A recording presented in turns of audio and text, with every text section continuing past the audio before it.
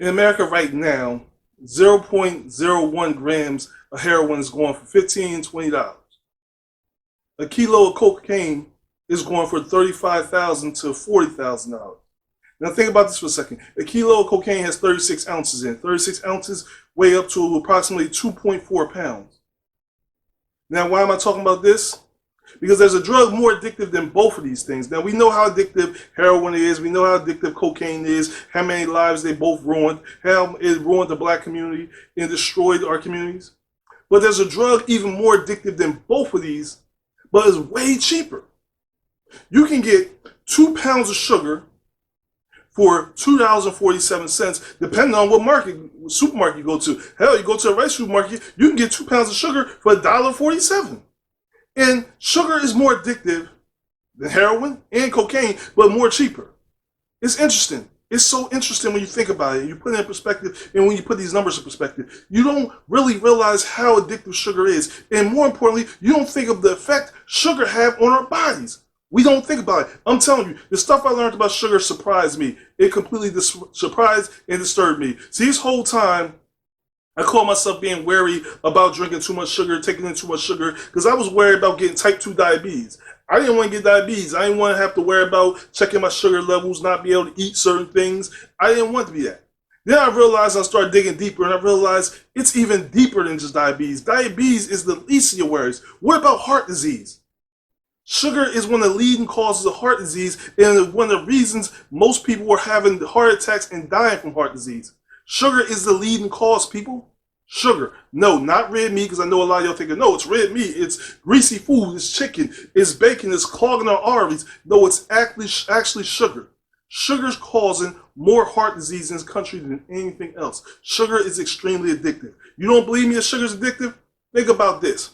Every morning, some of you can't even talk, can't even function until you have your cup of coffee. Listen, y'all will miss work. Y'all will get your kids' school late. Y'all will get to work late, even though your boss told you got one more time to be late just to get that one last cup of coffee. You can't function unless you have it. Why is that? You ask, why is that? It's because the sugar content tell you you need it. You need it. Sugar has a way of affecting certain parts of your brain to tell you not only that you need it, but you can't function without it. People, we often sit here and talk about our drunk uncle who's always at the barbecue drunk and always at the barbecue high. We talk about our crackhead and our addict family members and how we don't understand how people get addicted to drugs. And we always talk about, yo, you should get off cocaine. You should leave heroin alone. You should get off those pills. Why don't you get off that sugar? You can't. You can't get off the sugar. You can't get off the sugar because it's so difficult. Getting off of sugar is similar to going cold turkey with heroin. You go cold turkey with heroin, cocaine, or any of those drugs, those hard drugs, you're going to go through sweats, you're going to get sick, your body's going to go through withdrawal. If any of us right now decide like, yo, today I'm going cold turkey, I'm not going to eat any sugar at all, I guarantee you, you'll have the same withdrawal symptoms as you did doing heroin. We didn't know it, you didn't know it, but you were addicted to sugar. You didn't know it this whole time. You was a sugar addict and didn't even know it. But it's not your fault, people. It's not your fault that you're addicted to sugar. It's not my fault. It's none of your fault. The problem is, and why we all addicted to sugar is, sugar's in everything we eat. Literally. Sugar is literally in everything we eat. Sugar's in our medication. Sugar's in every single thing. And why wouldn't it be? At one point, the American Heart Association was pushing that sugar was healthy and sugar was good for you. You see sugar on the food pyramid. They was actually telling people that sugar was good for you. Had campaigns talking about the importance of sugar and how good it is for you, not realizing, once again, that it affects your heart. It causes heart disease. It causes people to have heart attacks. Causes heart failure. They didn't realize sugar was actually causing people to have cancer. But like I said, sugar's in your bread. Think about this for a second, people. For all the diabetes, people that have diabetes right now think that sugar is not a hard fact and don't think sugar's in everything. Sugar's in white bread. When you eat white bread, it's something I learned, eating a slice of white bread will make your sugar level spike through the roof. Because there's so high level of sugar content in bread. You're probably like, well, how's the sugar in bread? You're talking about when they make bread? I thought they use yeast and flour and stuff. Well, sugar is broken down through carbohydrates. This is something my wife taught me. My wife taught me about this because I used to look at the back of the packet and see how much sugar content, got 12% sugar, then another 6% added sugar, then got alcohol sugar in there. And I used to break it down that way. Then she started showing me like, yo, carbohydrates. Carbohydrates break down into sugar once it gets into your body, into your bloodstream. It produces carbohydrates break down and turn to sugar. Bread has high carbohydrates, which once you congest it, it breaks down to sugar and filter into your bloodstream, giving you really high sugar levels. So even when you think, well, I'm not drinking soda, you still get high levels of sugar content. Think about this for a second, people. For all y'all saying still, I'm not addicted to sugar. It's not bad as being on cocaine and heroin. Think about this for a second. We'll go back to some numbers for a second, people. Go back to the numbers. Because I see some of y'all still saying, well, I ain't addicted to sugar. Sugar ain't as bad as cocaine. It ain't bad as heroin. Some of y'all still dealing with that. Some of y'all still stuck on the opiate epidemic or pandemic or whatever you want to call it. Y'all still stuck on the war against drugs. So let me just break it down to you a little simple. Let's use numbers, people. Like I said earlier, okay, a key of cocaine has 36 ounces in it, right?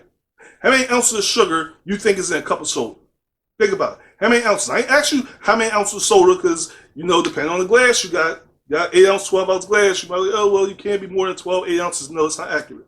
I'm talking about how many ounces you think is in the soda you're drinking. The average cup of soda has 25.6 grams of sugar. Now, let me break it down to you again. Let me remind you, a kilo of cocaine has 36 ounces in it. A cup of sugar, a cup of soda, has 25.6 ounces of sugar in it. That means you're drinking, basically, going near a 2-pound bag of sugar in 1 cup of soda. Sounds disgusting, don't you? Because you never go to the supermarket, grab a bag of sugar off the shelf, and just pour it in your mouth and drink it. But reality is, that's exactly what you're doing when you're drinking a cup of soda. And you wonder why you are so addicted and you gotta have another cup. You wonder why, when you eating dinner, you just gotta have dessert. And we criticize people. We criticize people all the time for being fat and overweight and talk about people need to lose weight. Just like we talk about people need to get off of drugs. They need to kick the drug addiction. And we criticize people for that. We criticize people for being overweight. We talk about food addiction not being a real thing. But I'm going to break it down to you again. How sugar plays in and how real sugar, food addiction really is, people.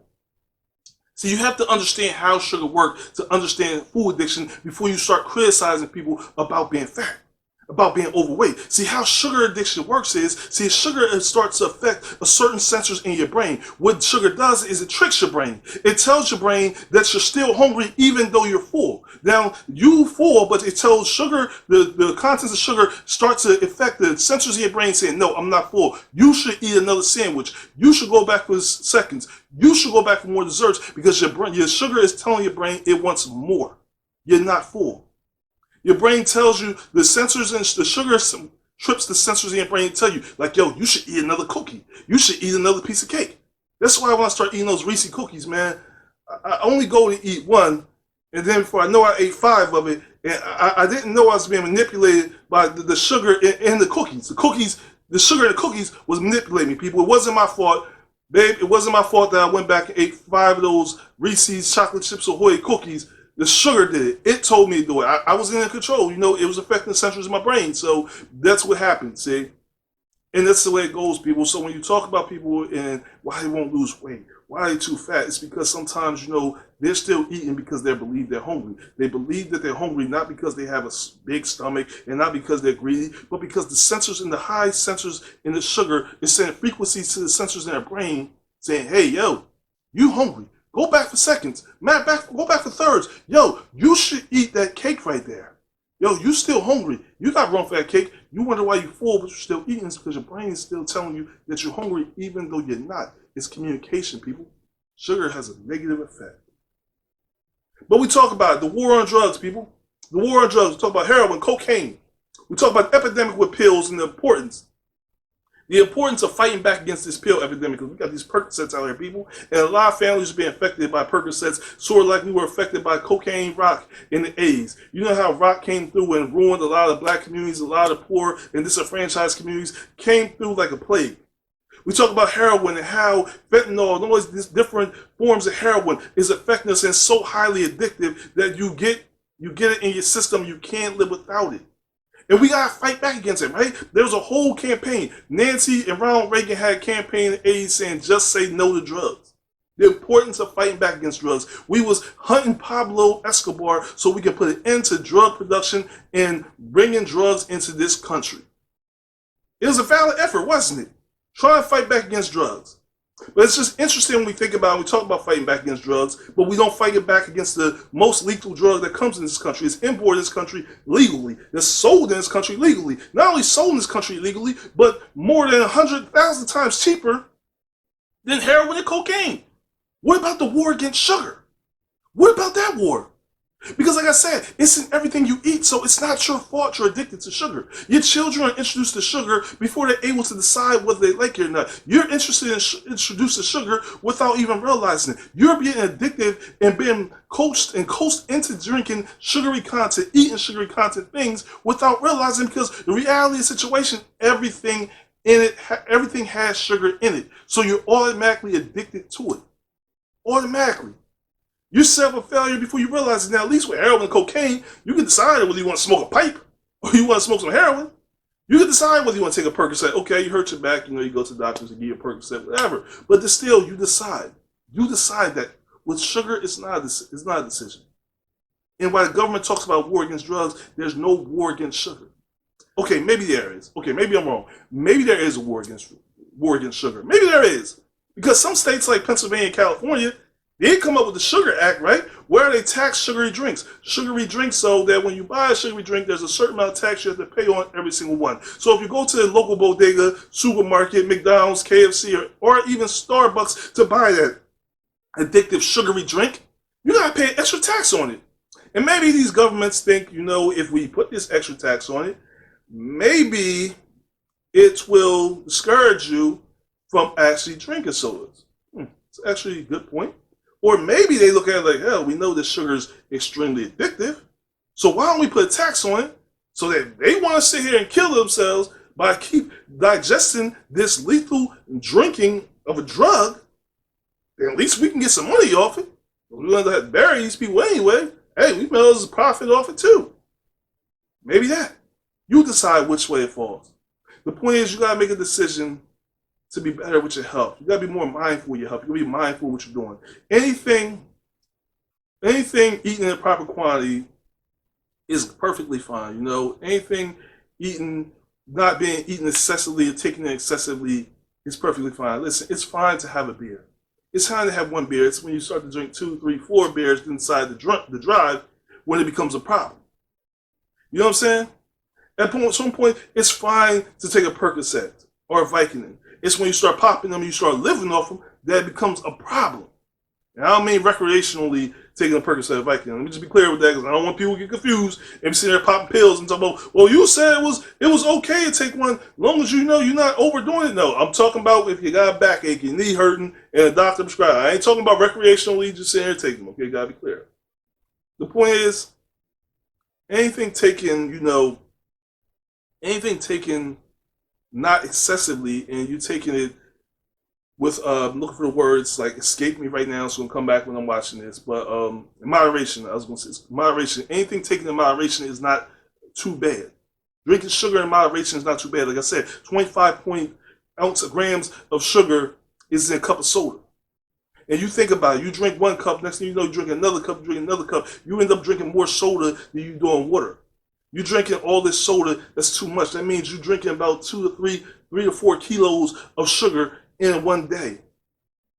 And it's destroying your health. And it may not be destroying your health right now, but it's slowly deteriorating certain parts of your body. You wonder why you're starting to age. You wonder why you're starting to be moody. And you're dealing with depression. So many people go to doctors and they cry about, I'm dealing with depression. I'm dealing with anxiety. I sit here, have the perfect life. I have the perfect husband, perfect children, perfect job. I'm financially set, but I'm depressed. I can't figure out why. They go to a doctor, they go see a psychiatrist, and they can't figure out why they're depressed. Why are they so irritable? Why are they so angry? And they don't realize something so simple is the cause of it.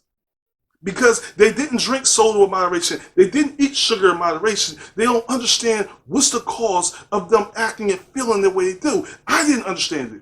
Like I said, I was eating these Reese cookies and, eating Doritos and chips, and I was eating like coffee cakes, tasty cake coffee cakes, and I didn't realize why I was being so irritable, why I was so angry and frustrated, and I was dealing with bouts of depression and anxiety and stress. And I didn't understand why.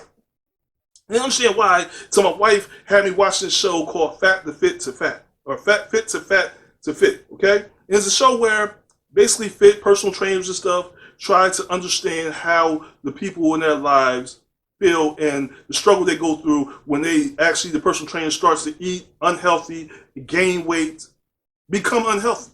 Just like the person they're trying to help to lose weight. They start to put themselves in their shoes. And what one personal trainer started to notice, they started being short with his children. He started dealing with depression. He started being very irritable.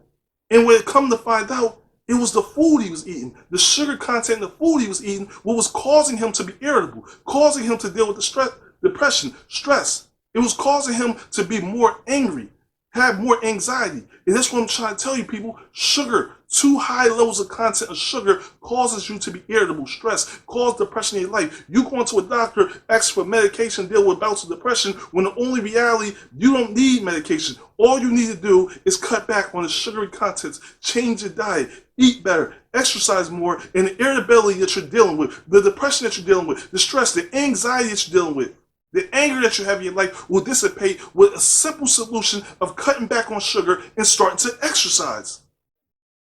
And we look for the government to change these things, but they're not interested in changing it. You have to be the changing factor. You have to be the deciding factor in your life. No one's sitting here telling you, like, yo, you got to cut sugar completely out of your life. Go cold turkey. Be like that person trying to kick heroin. Lock yourself in the room. Go cold turkey. Spit it up. Go through all the withdrawals. No, I'm saying cut back on your sugar. Cut back on your sugar. Stop drinking 4 Pepsis in a day. Stop drinking a whole 12-pack of Pepsis in one day. 6, 12, 24 packs in a week. Cut back on your sugar content. Stop putting syrup and sugar in everything you eat. Cut back on bread, pasta. Try to substitute some of these sugary things you eat. Start to cut back on carbohydrates. It's not just about diabetes, people. It's about your health. It's not just about your physical health. It's not about just your heart. It's about your mental health. Because as I pointed out, people, sugar don't only affect the fact that it causes cancer in your life, causes type 2 diabetes. It don't only change the fact that it causes high blood pressure, heart disease, but it also causes depression, anxiety, irritability, stress, causes you to be more violent, causes you to lose sleep, causes you to age. You got to think about not only your personal health, your physical health, but your mental health. And sugar has a way of affecting both. We often talk about how important how heroin and cocaine affects us, but we don't point out enough about how much sugar addiction affects us. We talk about the fight and the war against Percocets and the war against these drugs, these pills, but we don't talk about sugar. We don't talk about how cheap sugar is and how it's pushed in everything we eat, everything we feed our children. It's pushed in the medicine we take. It's pushing everything we take in our bodies every day. And you wonder why you're walking around right now irritable, pissed off at the world. No matter how much money you make you frustrated. No matter how much money you make you depressed. No matter how good your husband and wife is, you're depressed, you're stressed out because the sugar content you're taking in is too high and it's causing you to change your mood. Cause you have those mood swings. You're not bipolar. You're not bipolar. You're not that. It's just that you're taking in too much sugar and it's causing these effects. We talk about war against drugs, and we chasing down Pablo Escobar, and we chasing down El Chapo, and y'all making songs and movies and documentaries about locking up El Chapo. But God darn it, Willy Wonka has a whole factory full of sugar pushing on our children. Hell, Willy Wonka got a movie comes out, Willy Wonka and the Chocolate Factory. He got a bunch of Oompa Loompas walking around selling, pushing these drugs, pushing sugar. He got a factory full of sugar, making candy bars, sweet tarts, popsicles, and every goddamn thing else. Bubble gum and everything else. He making jawbreakers, all these sugary things. Willy Wonka is one of the biggest drug pushers in America, and nobody's saying nothing about it. And not only is nobody saying nothing about Willy Wonka being one of the biggest drug dealers out here, Willy Wonka is pushed in front of our children to read books about and watch a movie about. He's pushed on a silver screen as well as a small screen as well as the tablets and books. Hell, you can go right now and get audio book of Willy Wonka, the biggest drug dealer in America. Hell, Hershey's got a whole amusement park that you take your children to. Not only they got an amusement park, they got a hotel right next to the amusement park. Hershey's is selling more drugs than Pablo Escobar, makes more money than Pablo Escobar, El Chapo, and these drug dealers. But see, we don't focus on the war against drugs. The true war against drugs is the war against sugar, people. It's the war against sugar because that's having the biggest effect on our health. I ain't saying cocaine ain't bad for you. I ain't saying heroin ain't bad for you, but you can't sit here and tell me that cocaine and heroin is more addictive than sugar because it's not. And that's not to exclude that we still need to eliminate that, but we need to also pay attention to things that's pushing our lives, pushing in front of our children, such as Willy Wonka, such as Hershey's, Mars, Candy Bar, and all these different type of things. You go into the store, what do you see at the cash register? People, look to your right, look to your left. What do you see at the register every time you go to the supermarket, every time you go to a local bodega or corner store? I guarantee you, what you're going to see is not fruits and vegetables, people. They got them candy bars, those sweet tarts, those Jolly Ranchers, those Willy Wonka bars. They sitting right there for you, calling your name, saying, come on, get me. That sugar is playing on, dancing on the sensors in your brain, saying, you know you want me. And you ain't thinking about heart congestion. You're not thinking about diabetes. You're not thinking about depression, anxiety, stress. After you eat these things, all you think about is how good that candy bar gonna taste. You think about the fact that you got a sweet tooth. Don't understand. No, you don't got a sweet tooth. You got a sweet sensor in your brain telling you that you gotta have some sugar. You don't even get it, people. We don't even get it. We addicted to sugar. You don't understand, like I said, you're gonna be late taking your kids to school right now. Look, man. Little Johnny, Vicky, you was gonna be late to school today. My dad gotta get his coffee, okay? Dad gotta stop by Starbucks. And look, it's a long line Starbucks. Look, you was gonna be late today. You ain't eating breakfast today. Here, take a sip of this coffee. You'll be alright. It'll fill you up.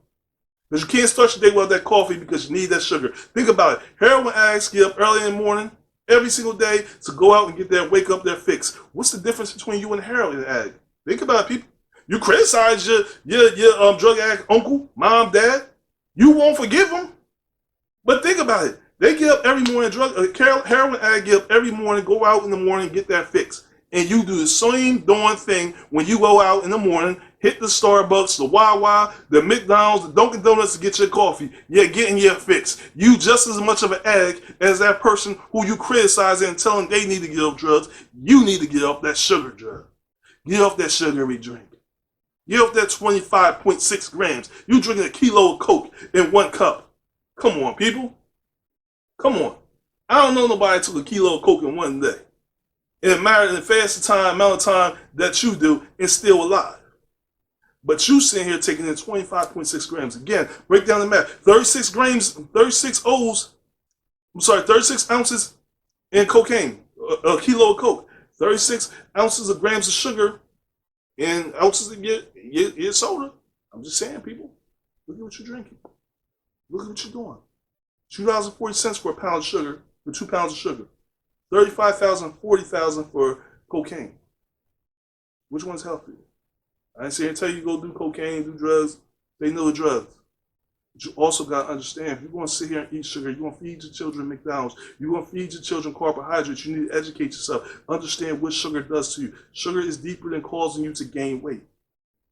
Sugar is deeper than gaining weight. Sugar is deeper than causing diabetes. That's not the only thing you got to worry about is diabetes. You got to worry about heart disease. You got to worry about anxiety, irritability. You wonder why you're so irritable with your kids. You wonder why you're so depressed and irritable with your husband, with your wife. You wonder why you're sitting here dealing with bouts of depression and why a doctor can't find out why you're depressed. You got people looking at your life saying, yo, you got the most amazing life in the world. I would kill for your life. And you can't wonder why, you can't figure out why you're so unhappy, no matter how nice your car is, no matter how big your bank account is, no matter how nice your house is, you can't figure out why you're so depressed and don't realize it's simply down to what you choose to put into your body. That's causing it. Too many people are dealing with suffering from cancer, and we're losing too many people from cancer. We lost great actors like Chadwick Boseman to cancer. It's because people don't go out and not only get tested, and that's not the case with Chadwick Boseman. He's a very private person, but too many of us don't realize the stuff that we put in our body. Too many of us don't realize the importance of getting colon tests for the men, getting breast exams for our women. We don't realize what we do, but we also don't realize what we put in our bodies and the dangers of it. We look for the government, the FDA, the Food and Drug Administration to come and tell us what's good for us, what's not. But too many times we don't pay attention to the labels. We don't pay attention to what not only we put in our bodies, but what we're feeding to our children, what we're feeding our mind. We don't pay enough attention to figuring out how things affect us, how sugar affects us, how sugar addiction is a real thing. I'm gonna say it one more time, and I'm gonna keep saying it because I wanted to really program and y'all to digest this in your brain like you digesting that Coca-Cola right now, like you digesting that sandwich right now, like you digesting that sugar right now. Sugar affects sensors in your brain to cause you to feel like you're still hungry even when you're not. Sugar affects your brain to tell you that you need it, you want it, you got to have it. That's why you wake up every single morning having to have that cup of coffee, cannot function without that cup of coffee. It's because you're addicted to sugar. And like any other addiction, you got to first admit, hi, I'm an addict. Then you got to take the 12 steps of forgiving yourself, fighting back against it, weaning yourself off of sugar addiction, weaning yourself off by starting to exercise, weaning yourself off by sitting there and stop drinking a 24 or 48 ounce cup of coffee and break it down to a 24, break it down to 22, to a 22, to a 12, to eventually 8. Cut back on it. Drink in moderation. When you eat, I always tell people, changing your diet. I'm not no health expert or diet expert, but sometimes changing your diet is simply about breaking down moderation, breaking down your portion control, thinking differently, people, because I promise you, if you think different, if you understand the difference about drugs, sugar being a drug, sugar being an important drug that affects our lives, affects your minds and your body, then you can change your life. You can change your mindset. You can be around a lot longer for your family and to accomplish the dreams, the goals that you have in store for you. I want to thank you for joining me for another episode of Past and Present Podcast. As always, like, comment, subscribe to my channel. Download this video, share this video wherever you listen to or watch podcasts, whether it's on YouTube or wherever else it is that you're watching or listening to this video or listen to this audio. Please continue to watch, grow, and be conscious of sugar and the addictiveness of sugar and how it's affecting your body. I know we have a war on drugs, but we also need to bring awareness in the war on sugar and how it's affecting us. I want to thank you for joining me. And until next time I see you people, I only got a few things left to say to you. Stay woke, stay focused. Most importantly, stay tuned. Peace.